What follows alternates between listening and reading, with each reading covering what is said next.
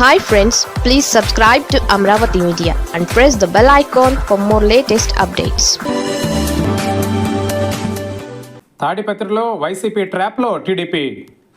అనంతపురం జిల్లా తాడిపత్రిలో TDP senior నేత జేసీ ప్రభాకర్ రెడ్డిని వైసీపీ వ్యూహాత్మకంగా ట్రాప్లో పడేసిందన్న చర్చ జరుగుతోంది.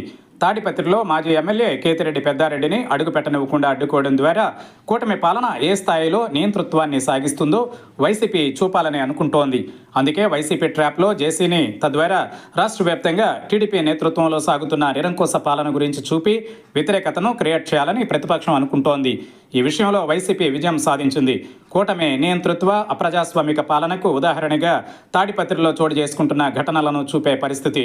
అయితే కేతిరెడ్డి పెద్దారెడ్డి వైసీపీ నేతలెవరని తాను అనుకుంటే తాడిపత్రిలో అడుగు పెట్టనివ్వడం లేదని జేసీ ప్రభాకర్ రెడ్డి సంతోషిస్తున్నట్టున్నారు. ఇప్పుడు కూడా తాడిపత్రిలో నిరసన దీక్ష చేపట్టాలని వైసీపీ నిర్ణయించింది.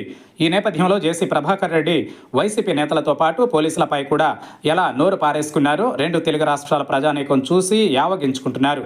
గతంలో వైసీపీ తప్పు చేసిందని భావిస్తే అవే పనికి మాలిన చేష్టల్ని తాము చేస్తే జనం అసహించుకుంటారనే స్పృహ జేసీ ప్రభాకర్ రెడ్డి, అలాగే ఆయన తనయుడైన ఎమ్మెల్యే అస్మిత్ రెడ్డికి లేకపోవడం విడ్డూరంగా ఉంది. గతంలో తమను ఇబ్బంది పెట్టినందుకు ప్రతీకారంగా 1-2 సార్లు కేతిరెడ్డి పెద్దారెడ్డి అలాగే వైసీపీ నేతల్ని ఇబ్బంది పెడితే అర్థం చేసుకోవచ్చు.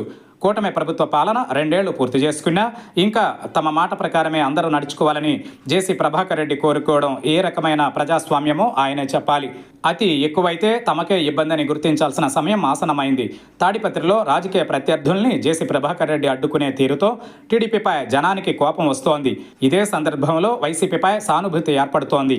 దీనికోసమే వైసీపీ వ్యూహాత్మకంగా ప్రశాంతంగా నడుచుకుంటోంది.